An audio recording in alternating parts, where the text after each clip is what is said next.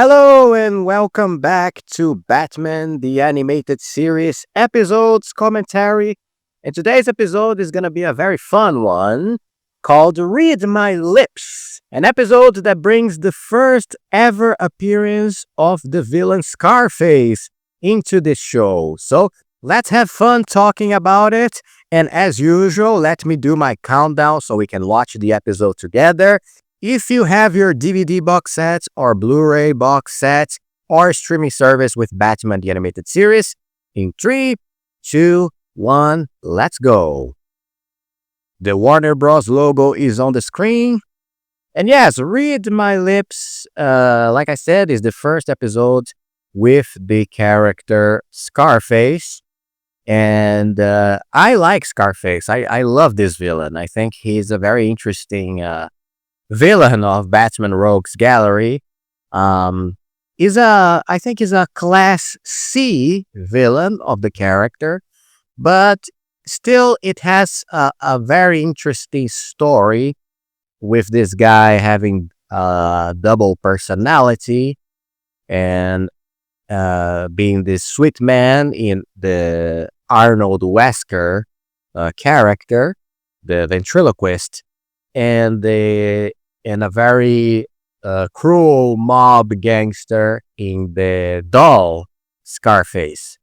I think is a villain that has been portrayed very well in some medias like the comics and especially the animations. I love his version here. Also, I love his version in the Batman, the amazing animation from 2004. And yes, I think is a villain that should be portrayed in other medias more, even though it is a class C villain. So the episode starts with a boxing match happening in a stadium. Very interesting. We never seen this kind of event in this animation, and we have people gambling and cheering for the fighters. And then we see that there's going to be a robbery in the gambling house that was promoting this fighting match. So, yeah, these criminals will steal the money, and they work for Scarface, right? We have two little guys and a big guy that get the money from the policeman responsible for carrying it after the match.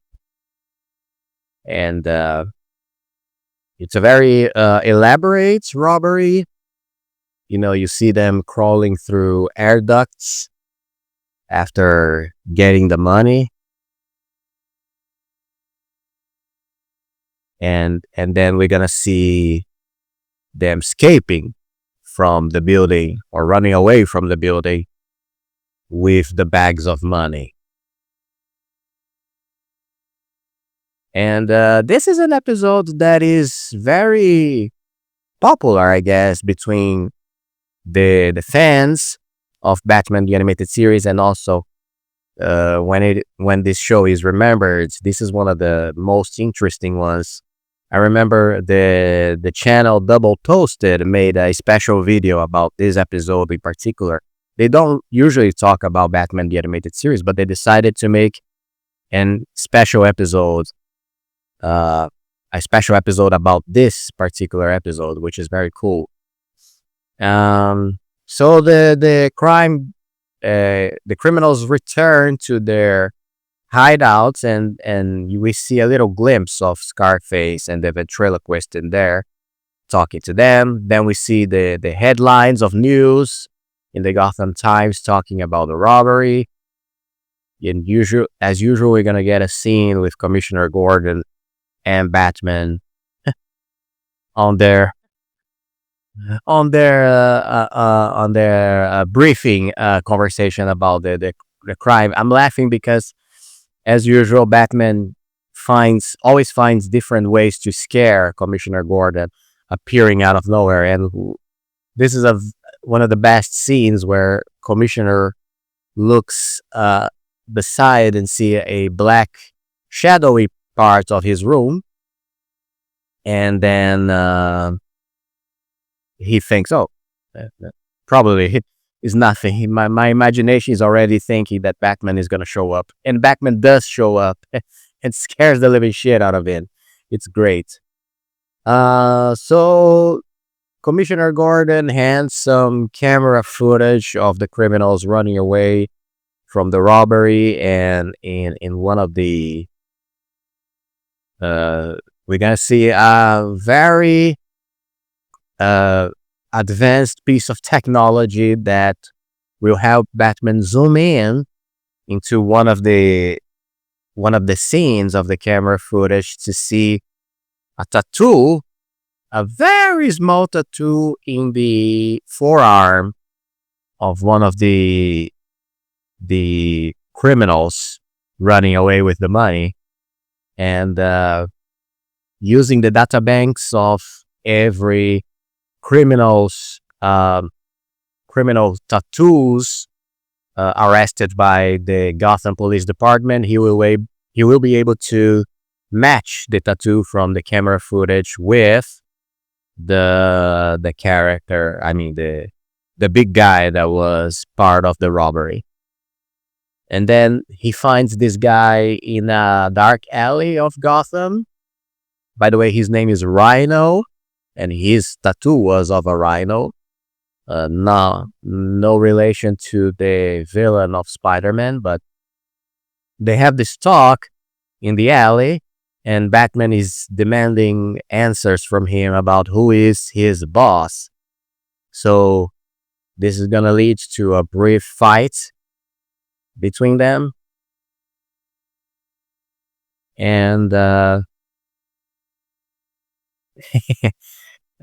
Batman basically just dodges Rhino's attacks, and then the police comes, and Batman runs away from the scene. And this is where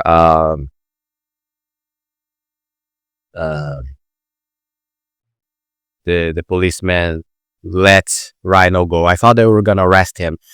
Sometimes I don't remember details of the episodes, but they just let him go. And very cleverly, Batman will follow Rhino when he goes home, jumping from rooftop to rooftop, and he's gonna go straight to a warehouse where Rhino talks with the ventriloquist, and Batman can see the whole thing through a skylight. And this is where we're gonna have probably the best scene of the show, of the episode. I mean, with the ventriloquist saying that he's gonna have to wake up the boss, which is something that he is afraid to do because the boss is a cruel guy, right? He's a very evil guy. So he comes back with the doll, Scarface, and the doll is talking. So when Batman sees that, he makes the face that is in this thumbnail of this video, right? The famous "oh my god" face of pure shock by seeing these criminal guys following the orders of a doll that holds a machine gun in his hand and has a scar on his wooden face. So this is great. And Scarface is a great character. He really is there is a mix between funny. He's a funny guy, but he's also a very cruel boss. Like I said, a cruel gangster. He doesn't mince words with his goons, and he treats them like shit, right? Basically, like every mob boss. So again, a very interesting character, and you can see that the goons, they have an extreme admiration for their boss, because uh they really think he's a genius, right? This ventriloquist Scarface relation. They think is a genius thing. So there you go. So Batman decides to break into Scarface's bedroom during the night and sees the doll sleeping in a big bed, while uh, almost like a real person. And Batman, he's about to touch the doll, and Scarface opens his eyes out of the sudden and scares Batman again. So it's an amazing episode. Very funny to see Batman getting scared of a little doll like that. He searches the room. The ventriloquist enters the room and he hides inside a door. Batman hides inside a door. And he grabs the ventriloquist to interrogate him. And he says for Arnold Wesker not to make a sound and cooperate. And as usual, the character of Wesker is this very sweet and fragile guy who is always scared and anxious and nervous. And upon facing Batman, he gets even more scared. So the dynamic between him and this doll, who is extremely cruel and confident person or character, it's what makes this character, this villain, so interesting.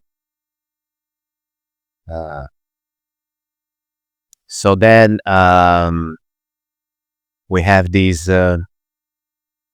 Batman puts a tracker, or actually a radio transmitter, in the clothes of the ventriloquist, so that he can spy on this character later. So we're back in the Batcave, and we're gonna have this great scene where Batman explains to Alfred what it is, the disease of Arnold Wesker, multiple personalities. And he actually reveals that the ventriloquist ability to give voice to the doll or to the dummy is because it's a very common ability of ventriloquists. And he reveals that he studied this ventriloquism ability with Zatara, the magician, father of Zatanna. So what else has Batman studied in this life, right? He studied everything. And the idea is that it is actually a very interesting and bizarre ability that these ventriloquists have. I have seen some examples here in Brazil, in my country, of these amazing performers that you don't see their mouths move when they talk as the doll. So it's simply bizarre and amazing to see they giving voice to this character and not moving their mouths, and they do it very fast, very skillfully. And So again, it's one of the ideas of this character, one of the elements of this character that it's so interesting. Uh, I might check some comics with uh this character, the Scarface, because I imagine the first appearances of him in the comics might have been very interesting. I still haven't checked those comics. Anyway, Scarface is suspicious that there might be a double cross inside the his gang. So and now the gang is going to rob a ship with bars of gold, and this is their new gig. But Scarface is on is spying on them to to catch this traitor inside the group. And I said bars of gold, but they look like bars of silver. Actually, I imagine. I don't know if it is because of the dark environment that they are, or maybe I am mistaken. Maybe there are not indeed bars of gold. There are bars of steel. So whatever.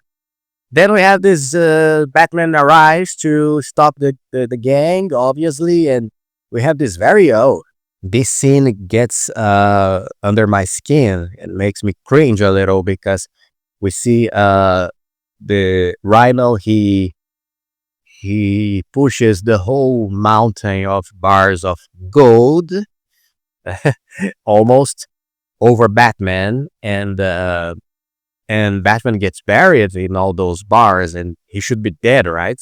But anyway, he's not. So Batman is caught by the gang, and he is tied up on the ceiling of the warehouse, and he is hanging, and all the criminals are around him. Scarface realized that he had a microphone in the ventriloquist's clothes, so he destroys the transmitter.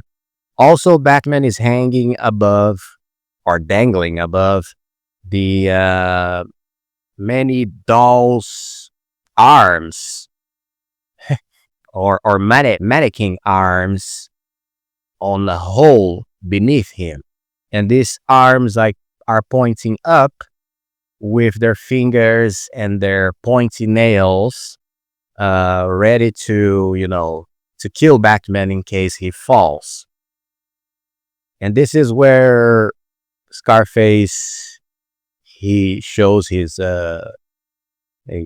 how funny he is, because he talks about the ways he would like to kill Batman, and he demands to know who is the traitor in his gang, because he believes Batman knows who this guy is, because he was spying on them, right? So and Batman says that he's the ventriloquist, which turns Scarface against his own guy. and Batman uses the abilities of ventriloquism to talk in the ventriloquist's voice, and actually he starts to say things that the Scarface doesn't like, provoking him, which is a great a great ability to divert attentions while he tries to escape from the ropes. And he starts to turn the whole gang against Scarface. So we have this great scene where there is a struggle between Scarface and the ventriloquist, with Scarface pointing the machine gun in the ventriloquist's face, and the ventriloquist himself trying to push the gun aside. So it's again, like I said, I laughed this episode. I laughed too much in this episode because of these crazy ideas. I love this character. So Batman is able to escape, and he fights the criminals, fights all the goons. Rhino and Batman fight, and